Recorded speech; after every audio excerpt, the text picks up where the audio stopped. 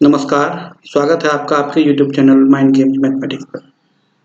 Time, speed और distance में आज हम लोग रिलेटिव स्पीड के बारे में पढ़ने वाले हैं और उससे संबंधित एग्जांपल्स करने वाले हैं।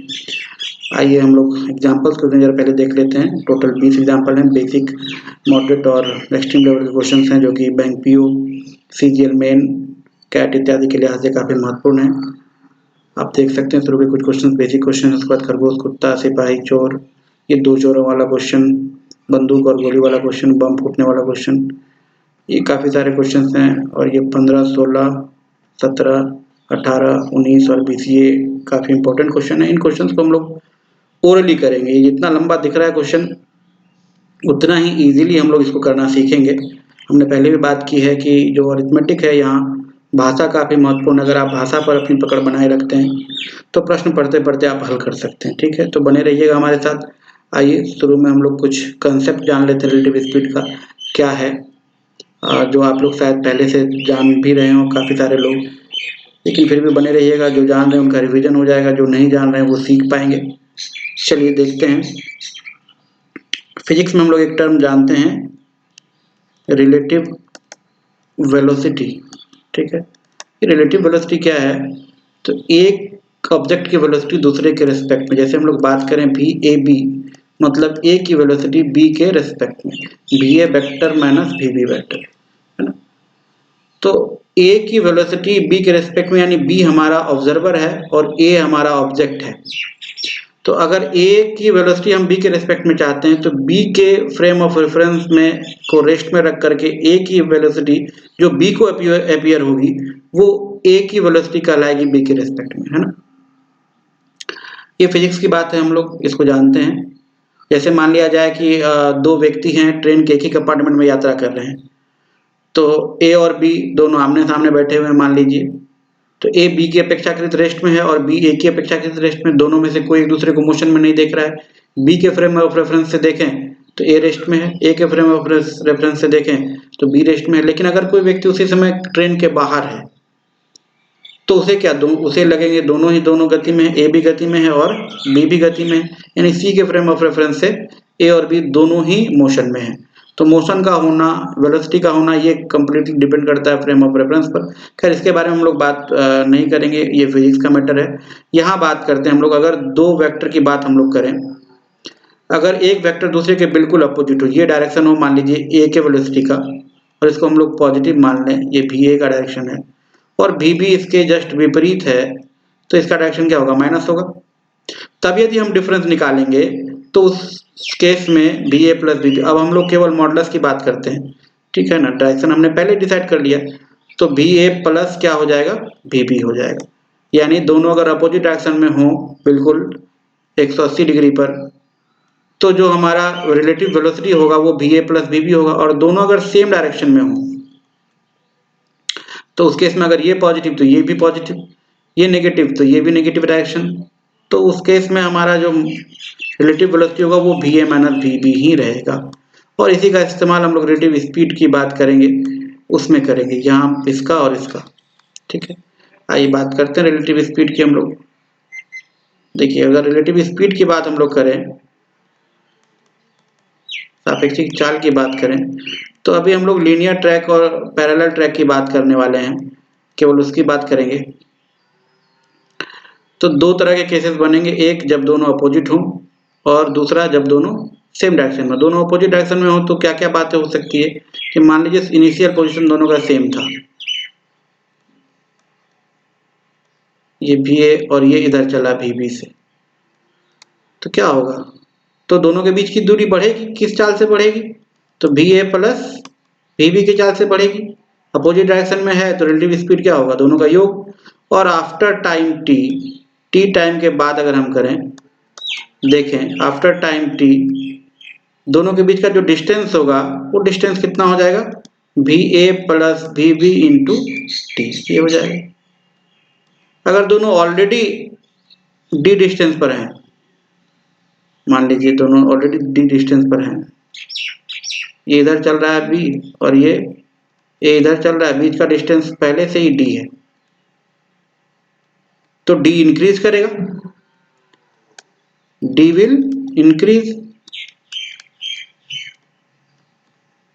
किस स्पीड से, तो bye B A plus B B. और टी टाइम के बाद इनके बीच का जो डिस्टेंस डी होगा वो होगा D plus B A plus B B into T. D पहले से ही था, इतनी दूरी और बढ़ गई, दोनों कभी मिलेंगे नहीं। तीसरी बात जो इसमें होगी, देखिए क्या होगी, अगर मान लीजिए दोनों सेपरेटेड हैं डी डिस्टेंस से, और यहां से ये चला भी ए चाल से और ये चला भी बी चाल से, तो ये डी क्या होगा, डी डिक्रीज करेगा, डी विल डिक्रीज। दोनों एक दूसरे को अप्रोच कर रहे हैं और यहाँ भी अपोजिट डायरेक्शन है, तो ये भी किस स्पीड से डिक्रीज करेगा, B A plus B B के स्पीड से। अगर मान लीजिए टी टाइम में दोनों मिल जाते हैं तो B A plus B B into T का जो वैल्यू होगा वो डी होगा, और टी बराबर क्या हो जाएगा, डी बटे B A plus B B. इसका इस्तेमाल हम लोग करने वाले हैं, ठीक है, क्लियर है। हाँ, यहाँ ऐसी भी बात हो सकती है दोनों एक साथ नहीं स्टार्ट करे, एक स्टार्ट करे उसके चलने के कुछ देर पश्चात दूसरा स्टार्ट करे, तो ये जितनी देर पहले चलेगा उतना देर चला लेंगे, उसके बाद जो डिस्टेंस बचेगा वो इस स्पीड से तय होगा, क्लियर है। चलिए, ऐसा क्वेश्चन हम लोगों को मिलेगा तो इसकी बात करेंगे, मिलेगा ही है क्वेश्चन आप एग्जाम्पल्स में कि दोनों एक साथ शुरू नहीं करते हैं। अब दूसरी बात करते हैं हम लोग, जब दोनों सेम डायरेक्शन में चले, केस 2, दोनों सेम डायरेक्शन में अगर चल रहे हैं, मान लीजिए कि यहाँ से इसने भी शुरुआत की, इसने भी शुरुआत की,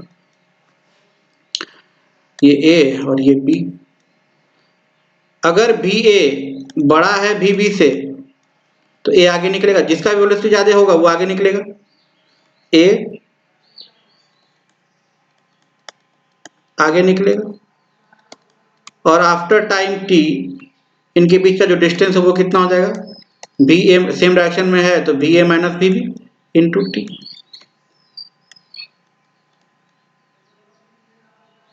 मान लीजिए इसमें क्या था कि पहले से जो है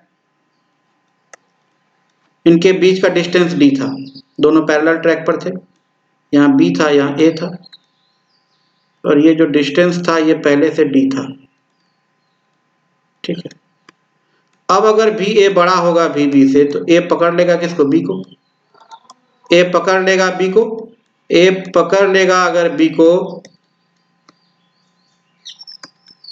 टी टाइम में, तो टी बराबर डी बटे V A minus V B होगा, क्लियर है ना। और अगर b बड़ा होगा a से, b बड़ा होगा a से, तो बीच का डिस्टेंस क्या होगा, पकड़ने की बजाय बीच का डिस्टेंस बढ़ता चला जाएगा। अभी तो ये d डिक्रीज कर रहा है, क्योंकि a तेज है b स्लो है, तो d डिक्रीज कर रहा है, इसलिए a b को पकड़ लेगा। लेकिन अगर b बड़ा हो जाएगा a से तो ये d डिक्रीज करने के बजाय d क्या होगा, इंक्रीज करेगा, d इंक्रीज करेगा तो कभी पकड़ नहीं पाएगा, कभी नहीं पकड़ पाएगा, बीच का डिस्टेंस बढ़ता चला जाएगा। और टी टाइम के बाद ये डिस्टेंस कितना हो जाएगा, डी तो ऑलरेडी था, D plus V B minus V A into T. अभी वी बी माइनस बी है जो कि बी बड़ा है, क्लियर है। चलिए, ये कंसेप्ट हम लोग इस्तेमाल करने वाले हैं पूरे रिलेटिव स्पीड के चैप्टर में। आइए बात करते हैं एग्जाम्पल्स की। पहला एग्जाम्पल देखिए क्या कह रहा है, 2 person distance between 2 station is 600 kilometre. When 2 persons starts moving towards each other from the 2 stations at the same time, they meet after 12 hours. If A starts moving 5 hours after B, then they meet in 10 hours. Find their speeds. दो स्टेशनों के बीच की दूरी 600 kilometre है। यदि दो व्यक्ति दोनों स्टेशनों से एक दूसरे की ओर एक ही समय पर चले तो 12 घंटे बाद मिलते हैं, परंतु यदि A B से 5 घंटे बाद चले तो वे 10 घंटे बाद मिलते हैं। अच्छा, ऐसे ही हम लोग ओरली करना चाहें तो दूसरे केस को अगर आप ध्यान से देखिए, दूसरे केस में ए 5 घंटा चल चुका है, उसके बाद 10 घंटा दोनों मिलकर चल रहा है अपोजिट डायरेक्शन में, और दोनों मिलकर अगर अपोजिट डायरेक्शन में 12 घंटा चलता है तो 600 किलोमीटर की दूरी तय करता है। 12 घंटा अगर चलता है दोनों मिलकर के तो 600 किलोमीटर, 1 घंटा में 50, 10 घंटा में 500, तो 600 में से 500 यहाँ तय हुआ है, तो इस 5 घंटे में कितना तय हुआ है, 100। किसके द्वारा, ए के द्वारा, 5 घंटे में 100, तो एक ही चाल कितनी, 20।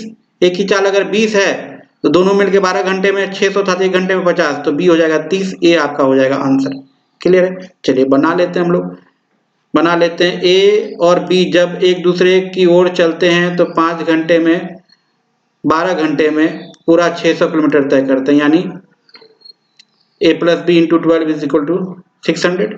ए यदि 5 घंटा पहले चल लेता है और उसके बाद a प्लस बी चलते हैं 10 घंटे, तो 600 किलोमीटर तय करते हैं। अच्छा, यहाँ से हम लोग देखिए इसका वैल्यू रख सकते हैं, यहाँ पर a प्लस बी का वैल्यू 50, यहाँ हमने रखा 5a बराबर 100, a बराबर 20। क्लियर है? तो b बराबर कितना 30। या फिर हम लोग रेशियो पर काम कर सकते हैं, देख सकते हैं यहाँ पर कि a प्लस बी द्वारा टोटल 12 घंटे का था दूरी, 10 घंटा a प्लस बी चला है, 2 घंटा और उसको चलना था, 2 घंटा उसको चलाने के बजाय हमने केवल a को चलाया है।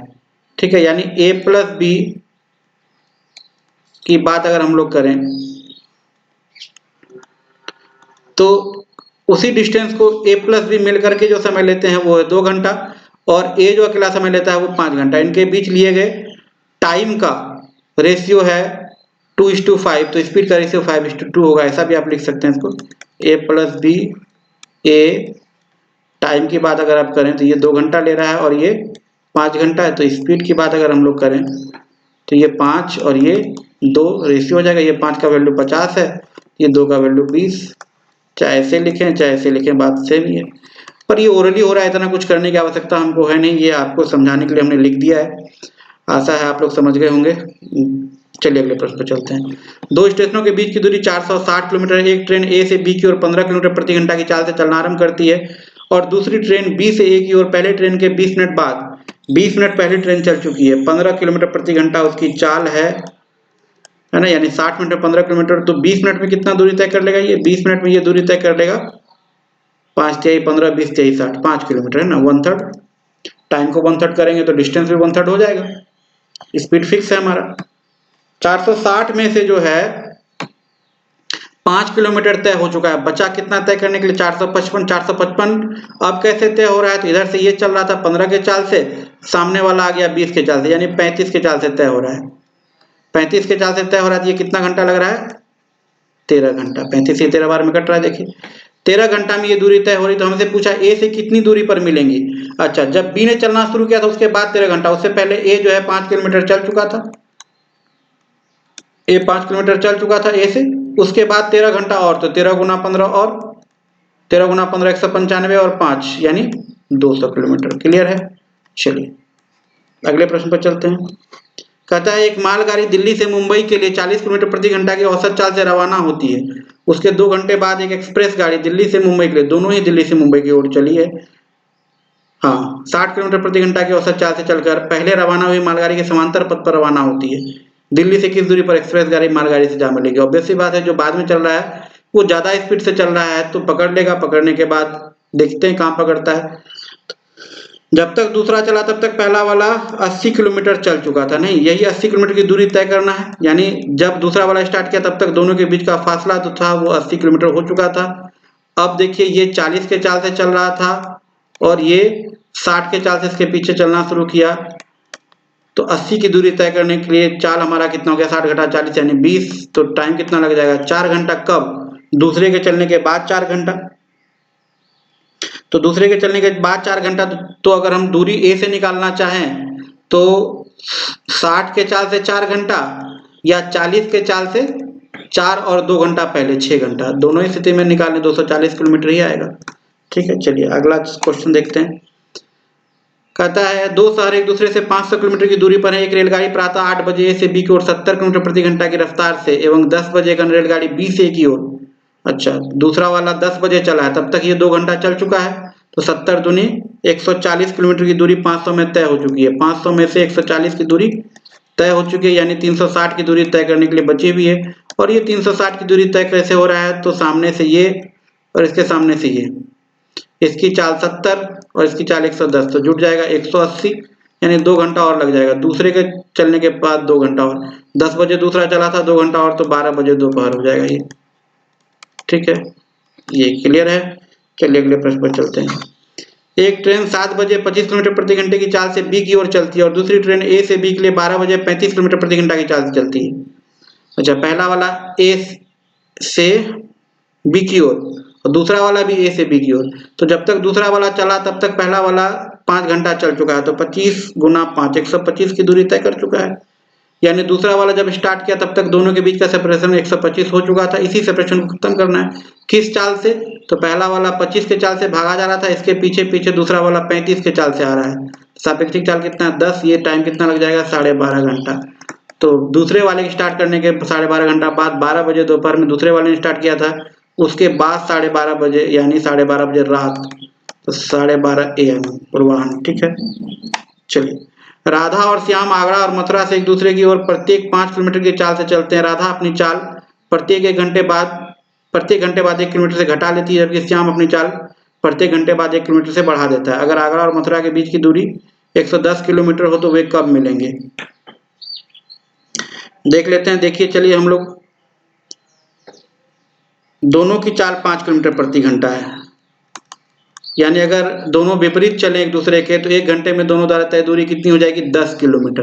अच्छा, एक घट रहा है दूसरा बढ़ रहा है, यानी दोनों के जोड़ पर कोई फर्क नहीं पड़ रहा है। अगले घंटे में ये 4 हुआ तो ये 6 हो गया, उसके अगले घंटे में ये 3 हुआ तो ये 7 हो गया, ये 2 तो ये 8, ये 1, ये 9, यहाँ तक 5 घंटा बीत चुका है। इसे भी इस 5 को 0 होने में 5 घंटा लगेगा। अगर एक एक करके घटाएं तो इस 5 घंटे में प्रत्येक घंटे में दूरी कितनी तय हुई? 10, यानी यहाँ तक हो गया 5 घंटा में कितना? 50 किलोमीटर, 5 आवर्स में। तो हमारा रेस्ट कितना बचा? 110 में से ये 50 हम घटा दें, 60 किलोमीटर। और ये 60 किलोमीटर तय कौन करेगा? अब अकेले कौन तय करेगा? तो श्याम तय करेगा, है ना। श्याम यहाँ के बाद 10, 11, 12, 13, 14, इसको जोड़िए, देखिए 5 घंटा और ये 60 किलोमीटर पूरा भी हो गया। तो 5 घंटा और 5 घंटा 10 घंटा बाद। अब देखिए, यहाँ से अगर लंबा होता तो इसलिए हम लोग एपी इस्तेमाल कर सकते थे, नेचुरल नंबर के सम का फॉर्मूला इस्तेमाल कर सकते थे, कुछ भी। ठीक है, एपी आसान होता है इस्तेमाल करना। 10 पहला टर्म 2a + n - 1 × d बराबर 60 करते, a बराबर 10 होता, d बराबर 1 होता, n का वैल्यू निकल जाता, तो 5 घंटा पहले और बाद में n जो भी आता उसको जोड़ देते तो टोटल टाइम हमारा हो जाता। क्लियर है? चलिए आगे चलते हैं। अगला क्वेश्चन देखिए क्या कहता है। एक खरगोश एक कुत्ते से 100 मीटर आगे, उसने पीछे मुड़कर देखा। कुत्ते को देखते ही 12 किलोमीटर प्रति घंटे की गति से भागना आरंभ किया। आधा मिनट पश्चात कुत्ते ने खरगोश को देखा तथा 16 किलोमीटर प्रति घंटे की गति से उसका पीछा किया। हुआ कब उसे पकड़ लेगा? तो कुत्ता खरगोश को तब पकड़ लेगा जब वो ये जो बीच का सेपरेशन 100 मीटर है ये खत्म हो जाए। साथ ही साथ खरगोश आधा मिनट जो है एक्स्ट्रा दौड़ गया है कुत्ते के देखने से पहले। वो आधा मिनट में कितना दूरी तय करेगा? 12 गुना आधा मिनट। देखिए, इसको हम लोग कैलकुलेट नहीं कर रहे हैं। क्यों नहीं कर रहे हैं? उसके पीछे का रीजन अभी आपको पता चल जाएगा। और ये दोनों ही दूरी किस चाल से तय की जानी है? ये दोनों ही दूरी कुत्ता की चाल जो खरगोश के सापेक्ष है 16 - 12 किलोमीटर प्रति घंटा की चाल से तय की जानी है। चाल को हमने अभी तक किलोमीटर प्रति घंटा में ही रखा है। तो देखिए, अलग अलग इसको दोनों टाइम को हम कैलकुलेट करते हैं। इस टाइम को अलग कैलकुलेट कर लेते हैं और इस टाइम को अलग कैलकुलेट कर लेंगे, इजी होगा। देखते हैं, चलिए। हमको पता है कि 1 किलोमीटर प्रति घंटा को अगर हम मीटर पर सेकंड में बदलना चाहें तो हमारे पास ये वैल्यू आता है कि कितना आ जाता है? 5/18 मीटर पर सेकंड। ठीक है, तो जो 4 किलोमीटर प्रति घंटा है 16 घटा 12 जो कि 4 आ रहा है, उसका वैल्यू कितना हो जाएगा? 20/18 मीटर पर सेकंड। तो ये जो 100 मीटर पहले तय हो रहा था, 100 मीटर जो पहले से ऑलरेडी डिस्टेंस था, उसको अगर हम 20/18 से तय करें तो ये कितना हो जाएगा? ये मीटर और ये मीटर पर सेकंड, तो ये आ जाएगा 90 सेकंड यानी 1.5 मिनट। और ये जो बाद वाला दूरी है इसको हम कैलकुलेट नहीं करते हैं, इसको इतना ही रहने देते हैं। 12 किलोमीटर प्रति घंटा से हाफ मिनट का दूरी है ये। अगर हमने इस चाल को 4 कर दिया तो दूरी बटे चाल से समय आ जाएगा 4 × 3 = 12 यानी 1.5 मिनट। ठीक है, ऐसे भी देखें हम लोग चाल को 1/3 कर रहे हैं, चाल को 1/3 अगर हमने किया है तो समय 3 गुना हो जाएगा। समय क्या हो जाएगा? 3 गुना हो जाएगा। तो टोटल टाइम कितना हो जाएगा? 1.5 मिनट प्लस 1.5 मिनट। आप देखते ही क्या करते, आप पहले ये डिस्टेंस कैलकुलेट करने लगते, उसके लिए इस 12 को आपने बदलना होता, फिर इस मिनट को सेकंड में बदलना होता, वो सब हम लोग करेंगे नहीं। ठीक है, इसलिए मैंने कहा प्रश्न पढ़िएगा तो आपको प्रश्न में समाधान मिलता जाएगा। हमने देखा 12 और 4, तो ये इजी सा रेशियो हमको दिख रहा था, इसलिए हमने वो काम किया नहीं। ठीक है, चलिए आगे चलते हैं। एक सिपाही किसी चोर का पीछा कर रहा है और चोर से 100 मीटर पीछे। यदि सिपाही था चोर की चालों का अनुपात 5:4 है तो पकड़े जाने तक चोर कितनी दूरी तय कर चुका होगा? पकड़ने के लिए सिपाही को चोर से 100 मीटर एक्स्ट्रा चलना पड़ेगा, नहीं तभी पकड़ पाएगा।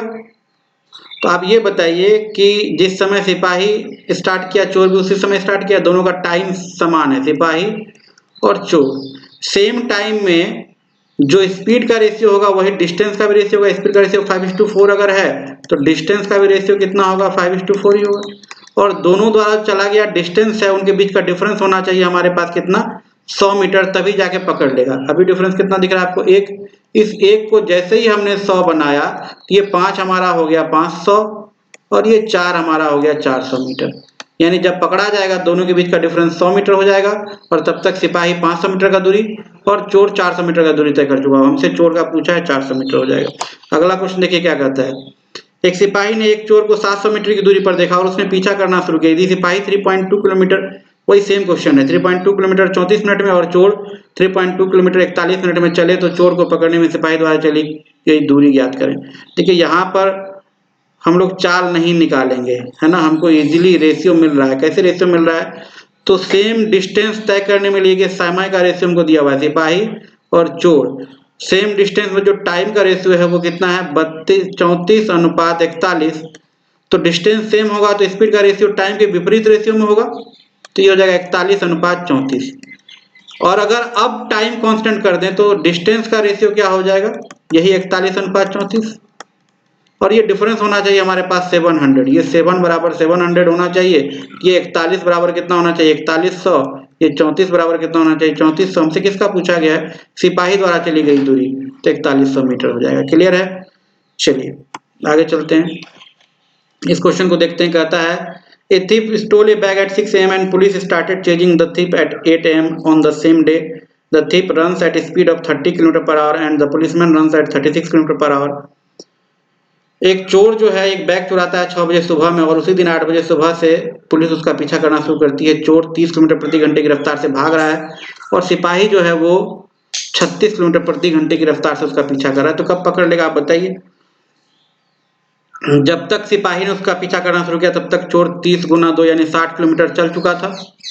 और इसी 60 किलोमीटर को खत्म करना है किस चाल से? 36 घटा 30 के चाल से। तो 60/6 दाई 60, 10 घंटा लग जाएगा। कब से? सिपाही के स्टार्ट करने के बाद से 8 बजे से 10 घंटा। 8 बजे में 10 घंटा जोड़ दीजिए यानी 6 बजे शाम में। 6 बजे शाम में वो चोर पकड़ा जाएगा। लेकिन बीच में क्या हुआ? देखिए बीच में क्या हो रहा है। While running thief passes a bag towards his partner at 4 PM who starts running in the same direction with a speed of 42 km/h. 4 बजे उसने पास कर दिया बैग को अपने एक दोस्त को और वो दोस्त 42 किलोमीटर प्रति घंटा की रफ्तार से भागा। 30 का पीछा तो कर ही रहा था सिपाही। तो 4 से 6 बजे के बीच 30 के बजाय 42 हो गया स्पीड, है ना। बैग चला गया दूसरे के पास यानी 12 बढ़ गया। ठीक, अगर उसी चोर के पास रहता तब तो पकड़ा जाता। दूसरे चोर के पास चला गया तो उसने उन 2 घंटों में 12 दूनी 30 तो ऑलरेडी चल रहा था पहला चोर, दूसरा चोर 42 चल रहा है तो 12 एक्स्ट्रा चला, है ना। तो ये 12 + 12 इन 2 घंटों में एक्स्ट्रा दूर भाग गया कौन? दूसरा वाला चोर। और 1 घंटा इंट्रोगेशन में लगा है, यहां से 1 घंटा और बैठा रहा है चोर भी और सिपाही भी, तो 1 घंटा दूसरे वाले को और भागने का मौका मिल गया 42 के चाल से। 7 बज गया है यहाँ पर। 7 बजे तक ये सिपाही से दूसरा वाला चोर 66 किलोमीटर आगे निकल गया और इसी 66 को पूरा करने के लिए सिपाही जो है अपना चाल 48 कर दिया। 48 से सिपाही और 42 से चोर भागा जा रहा था, तो 66/6 यानी 11 घंटा लग जाएगा 7 बजे के बाद, जब से सिपाही ने उसका पीछा करना शुरू किया। तो हमको शुरू से पूछा है सुबह से, तो सुबह 6 बजे से शाम 7 बजे तक 13 घंटा और ये 11 घंटा, टोटल हो गया समय कितना? 13 घंटा प्लस 11 घंटा। सुबह 6 बजे से शाम 7 बजे तक 13 घंटा, उसके बाद 11 घंटा यानी 24 घंटा, टोटल 24 घंटा लग जाएगा उस चोर को पकड़ने में। ठीक है, चलिए। एक ही बंदूक से 2 गोलियां 11 मिनट के अंतराल पर दागी जाती है। एक व्यक्ति जो बंदूकबाज की ओर एक समान निश्चित चाल से चला आ रहा है, गोलियों की आवाज 10 मिनट के अंतराल पर सुनता है। यहाँ से गोली दागी गई, यहाँ कहीं व्यक्ति था, ये पर्सन है, और यहाँ से बुलेट निकली है। तो अगर पर्सन यहीं पर स्थिर रहता तो ऑब्वियस सी बात है 11 मिनट बाद सुनता आवाज को। 10 मिनट पर सुन लिया तो इसका मतलब कहीं यहाँ आके सुना होगा, है ना। यानी ये जो दूरी है ये बुलेट के लिए 11 मिनट का था, यहाँ से यहाँ तक बुलेट के लिए 11 मिनट था, जो गोली के लिए 11 मिनट का था। लेकिन यहाँ से यहाँ तक 10 मिनट में गोली चली पहुंची आवाज, बुलेट की आवाज के लिए 11 मिनट का समय था और ये 10 मिनट में यहाँ से यहाँ पहुंची है। उसी 10 मिनट में ये पर्सन पहुंचा यहाँ से यहाँ तक, ये जो डिस्टेंस डी था ये पर्सन के लिए 10 मिनट का था, है ना, यहाँ से यहाँ तक का डिस्टेंस। अगर ये पर्सन यहीं रहता तो और 1 मिनट लगता ध्वनि को यहाँ पहुंचने में और 1 मिनट लगता, है ना। तो ये जो डिस्टेंस डी है ये पर्सन चल रहा है 10 मिनट में, जबकि अगर ध्वनि को चलने के लिए मिलता तो मात्र 1 मिनट लगता। यानी ध्वनि, साउंड और पर्सन अगर समान डिस्टेंस हम लोग चलाएं तो टाइम का रेशियो कितना है, साउंड को लगता है 1 मिनट और पर्सन को लगता है 10 मिनट। तो स्पीड का रेशियो कितना हो जाएगा, इसका उल्टा 10:1। ये हम लोग पढ़ चुके हैं जब हमने पिछला क्लास किया था, उसमें रेशियो की बात हम लोग कर चुके हैं। तो ये 10 का वैल्यू हमको 330 मीटर पर सेकंड दिया हुआ है, तो इस 1 का वैल्यू कितना हो जाएगा, 33 मीटर पर सेकंड। क्लियर है। और इसी कंसेप्ट का इस्तेमाल हम लोग अगले क्वेश्चन में भी करने वाले हैं। यहाँ देखिए ए नंबर ऑप्शन आपका आंसर हो जाएगा। अगले क्वेश्चन में क्या हो रहा है, बम फूट रहा है 10 मिनट के अंतराल पर, है ना। चलिए यहाँ बम फोड़ दीजिए, 10 मिनट के अंतराल पर बम फूट रहा है। मतलब अगर ये व्यक्ति यहाँ स्थिर रहता, यहाँ जहाँ से बम फूट रहा है जो साउंड का सोर्स है, तो ये 10 मिनट के बाद सुनाई देता, लेकिन ये 12 मिनट के बाद सुनाई दिया है, मतलब कहीं आगे जाके सुनाई दिया, है ना। ये 10 मिनट का अंतराल था किसके लिए, ध्वनि के लिए, और ये जो अंतराल है ये ध्वनि के लिए कितना मिनट का हो गया है, 12 मिनट का। और इसी 12 मिनट में आदमी यहाँ से यहाँ पहुंचा है, इसी 12 मिनट में आदमी यहाँ से यहाँ पहुंचा है।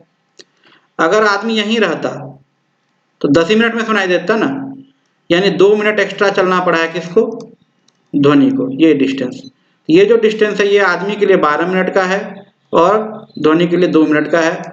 साउंड और पर्सन की बात करें तो जो टाइम का रेशियो है, इन सब चीज़ों को आप लिखने की आवश्यकता नहीं, एक बार आप समझ चुके हैं तो ये बात आपके दिमाग में आ गई होगी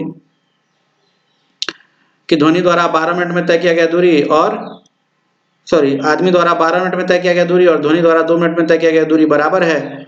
टाइम का रेशियो 2:12 है, यानी 1:6 है, तो स्पीड का रेशियो 6:1 हो जाएगा।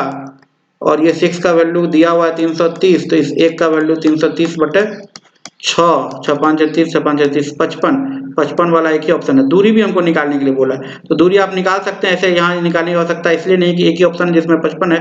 निकालना अगर आप चाहें तो आदमी की चाल 55 मीटर पर सेकंड, 55 गुना दूरी कितना होगा, देखिए यहाँ से यहाँ तक 12 मिनट है, 12 गुना 60 इतना मीटर आएगा। किलोमीटर में आंसर है तो 1000 से हम लोग क्या कर देंगे इसको डिवाइड। ठीक है, चलिए अगले प्रश्न पर चलते हैं। ए और बी के बीच की दूरी 820 किलोमीटर है। दो व्यक्ति पी तथा क्यू ए तथा बी से एक दूसरे से मिलने के लिए चलते हैं। यदि पी 8 बजे सुबह 40 किलोमीटर प्रति घंटा की रफ्तार से चले और क्यू 9 बजे 90 किलोमीटर प्रति घंटे की चाल से चले तो कितने बजे दोनों मिलेंगे। पी चला है ए से 8 बजे, यानी जब तक क्यू चलता तब तक 1 घंटा ये चल चुका था, तो 820 में 1 घंटा यानी 40 हटा दें तो बचा कितना 780 किलोमीटर। यही अब दोनों को मिलकर तय करना है। ये वाला इधर से चल रहा था 40 और ये सामने से अप्रोच कर रहा था 90, यानी 130 के चाल से 780 तय करना है। 6 घंटा दूसरे वाले के चलने के 6 घंटे पश्चात दूसरा वाला चला था कितने बजे 9 बजे, वहां से 6 घंटा अगर जोड़ेंगे तो 3 बज जाएगा दिन। सी नंबर आंसर हो जाएगा। ठीक है, 3 बजे दिन में हो जाएगा। एक राजमार्ग पर दो स्थान ए तथा बी एक दूसरे से 100 किलोमीटर की दूरी पर स्थित हैं। एक कार ए से एवं अन्य कार बी से चले, एक ही दिशा में चले तो 5 घंटे बाद चलती है, एक ही दिशा में चले तो डिफरेंस हो जाएगा ए और फिर यहाँ से ये बी, तो a माइनस बी गुना 5 बराबर 100। और विपरीत दिशा में चले, यानी ये इधर से तो a प्लस बी गुना 1 बराबर 100। इसको सॉल्व कीजिएगा, देखिए a माइनस बी का वैल्यू आ जाएगा 20 और a प्लस बी का वैल्यू 100, तो इजीली दिख रहा है a बराबर 60 b बराबर 40। जोड़ देंगे तो a निकल जाएगा, हटा देंगे तो b। तेज वाले का चाल पूछा है तो 60 हो जाएगा। प्रारंभिक बिंदु से 7 मील की दूरी पर स्थित किसी स्थान के लिए ए के चलने के 4 मिनट बाद उसी बिंदु से बी चलना प्रारंभ करता है। गंतव्य पर पहुंचने के बाद ए पीछे मुड़ता और 1 मील चलने के पश्चात बी से मिलता है। यदि ए 8 मिनट में 1 मील चलता है तो बी द्वारा 1 मील में चलने में लिया गया समय क्या है? यानी ये 7 मील का था, ए जो है ये 7 मील चला, फिर 1 मील वापस भी आ गया, और उतनी देर में बी जो है ये कितना देर चला? तो 6 मील चला होगा तब ना। क्लियर है? ए चला और वापस भी पहुंच गया, और ये जो है बी 6 मील चला, 7 ही मील है ना ये पूरा। तो ए को समय कितना लगा? 7 मील ये और 1 मील ये, 8 मील। 8 मील में 1 मील में 8 मिनट लगता है, तो 8 मील में कितना लग जाएगा? 8 मील में 64 मिनट लग जाएगा नहीं ए को। तो बी उतनी देर में 6 मील चला है। 6 मील कैसे चला है? ये पूरा डिस्टेंस ही 7 मील का, इधर से 1 मील ले लेंगे तो इधर से 6 मील बचेगा। तो बी को देर कितना लगा है? 64 मिनट में हम लोग 4 मिनट घटा देंगे, क्योंकि 4 मिनट देरी से शुरू किया था, 60 मिनट। तो बी के द्वारा 60 मिनट में 6 मील चलता है, तो 1 मील चलने में कितना मिनट लग जाएगा? 10 मिनट। क्लियर है? कुछ है नहीं इस क्वेश्चन में।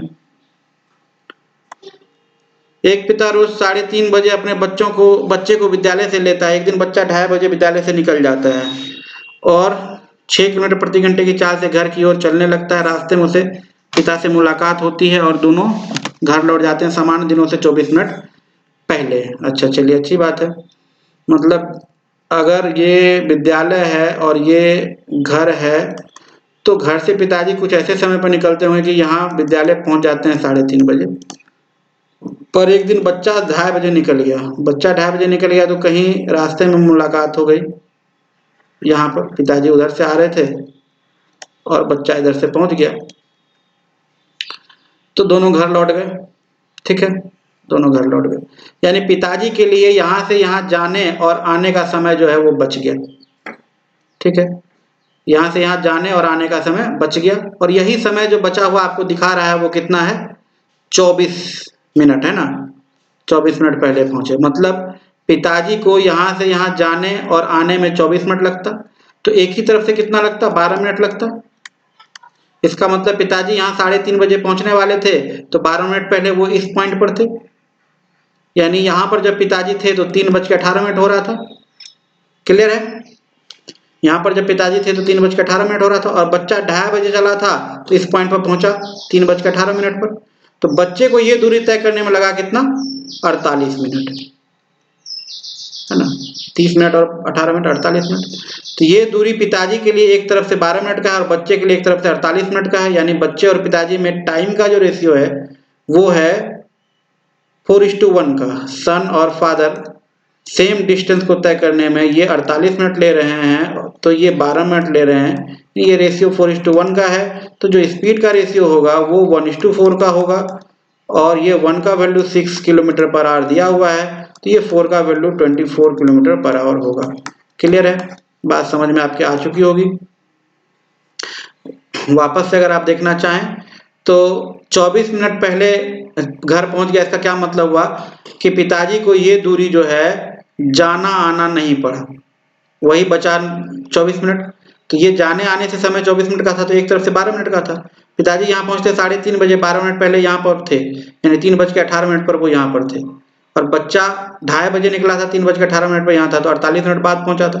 तो ये दूरी जो है बच्चे के लिए 48 मिनट का था और पिताजी के लिए 12 मिनट का। इसी पर है ये पूरा क्वेश्चन। चलिए अगले क्वेश्चन पे चलते हैं। एक बस हरिद्वार जाने के क्रम में, हरिद्वार जा रही है, एक ऑटो से 10 बजे मिलती है। बस 12:30 बजे हरिद्वार पहुंचती है और 1 घंटे वहां रुकती है, उसी रास्ते में वापस हो जाती है। आधे घंटे पश्चात उस रास्ते पर उसी ऑटो से मिलती है जो हरिद्वार जा रही होती है। ऑटो कितने बजे हरिद्वार पहुंचेगी? ये 10 बज रहा था आपका, और यहाँ पर बस भी था और ऑटो भी था, इस पॉइंट पर कहीं रास्ता में। हरिद्वार यहाँ था, पहुंच गई बस हरिद्वार, बज गया यहाँ 12:30, यानी 2.5 घंटा उसने ले लिया है। 1 घंटा वो रुकी रही है और वापस हो गई, आधा घंटा चली। ठीक है, ये आधा घंटा चली इधर। यहाँ पर फिर ऑटो यहाँ पर आ गया, बस भी यहाँ पर आ गया। ठीक, यहाँ कितना टाइम हो रहा होगा आप बताइए? तो इसमें आधा घंटा और जोड़ देते हैं। ठीक है, ये 4 घंटा हो गया, यानी 10 बजे के बाद 4 घंटा, और ये 2 बज गया दिन के। 10 बजे के बाद ये 12:30 बजे पहुंची यहाँ, यानी 2.5 घंटा, 1 घंटा रुकी रही, यानी 3.5 घंटा, और आधा घंटा यहाँ से यहाँ पहुंची। तो यहाँ 10 बजे थी, तो यहाँ पर बस कितने बजे है? 2 बजे है। इसका मतलब ये जो डिस्टेंस है ये ऑटो द्वारा 10 बजे से 2 बजे यानी 4 घंटा लगा है। ये डिस्टेंस ऑटो को लगा है 4 घंटा, ठीक। और ये डिस्टेंस बस के लिए 2.5 घंटा का, यहाँ से हरिद्वार तक का डिस्टेंस, उसमें से इतना डिस्टेंस आधा घंटा का, ये डिस्टेंस कितना का बचा हुआ है? 2 घंटे का। किसके लिए? बस के लिए, ठीक है। ये डिस्टेंस बस के लिए कितने घंटे का बचा हुआ है? 2 घंटे का, जो कि ऑटो के लिए कितने घंटे का है? 4 घंटे का। इसका मतलब बस जितना समय लेती है ऑटो उससे डबल समय लेती है। तो यहाँ पर ये जो दूरी बचा हुआ है, बस आधा घंटा ले रही है, तो ऑटो कितना घंटा लेगी? 1 घंटा लेगी। नहीं, तो 2 बज रहा था, 1 घंटा और लेगी तो कितने बजे पहुंच जाएगी? 3 बजे पहुंच जाएगी। क्लियर है?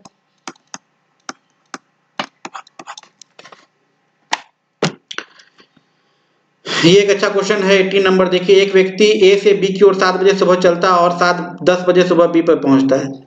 जो ए से बी चल रहा है और दूसरा वाला बी से ए चल रहा है, ये 7 बजे सुबह चल रहा है और 10 बजे पहुंच रहा है, यानी 3 घंटा लग रहा है। इसको रियल टाइम हम लोग देख रहे हैं।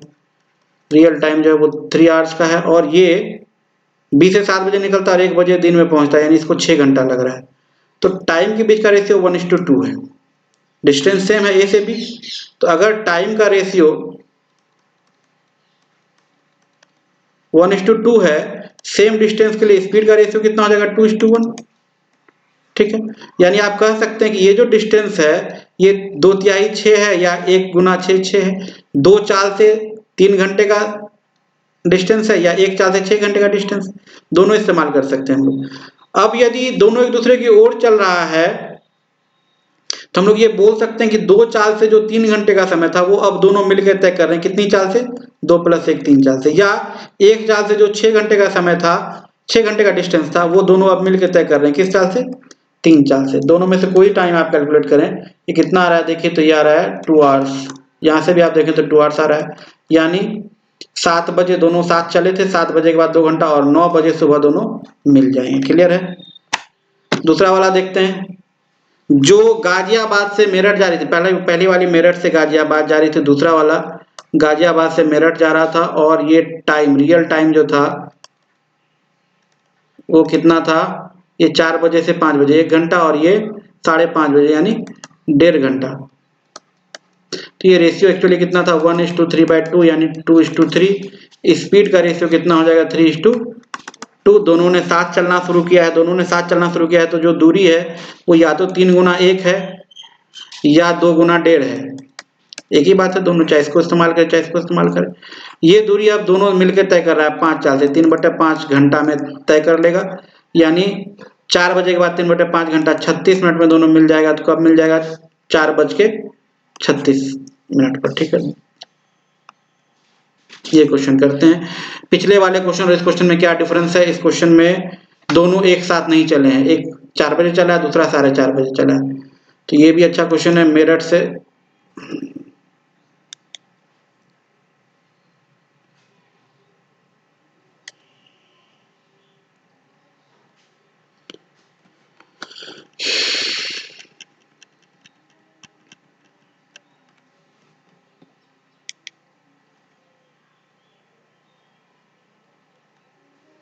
मेरठ से गाजियाबाद और ये गाजियाबाद से मेरठ, इसको लग रहा था कितना? 4 बजे चलकर शाम 6 बजे यानी 2 घंटा, और इसको लग रहा था 4:30 बजे चल के 7 बजे यानी 2.5 घंटा, ठीक है।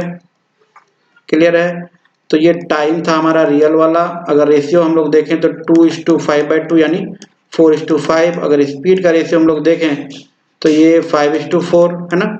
अब यहाँ पर एक बात है कि दोनों ने साथ नहीं चलना शुरू किया। जब तक दूसरा वाला चलता तब तक पहला वाला चल चुका था। कितनी देर चल चुका था? आधा घंटा।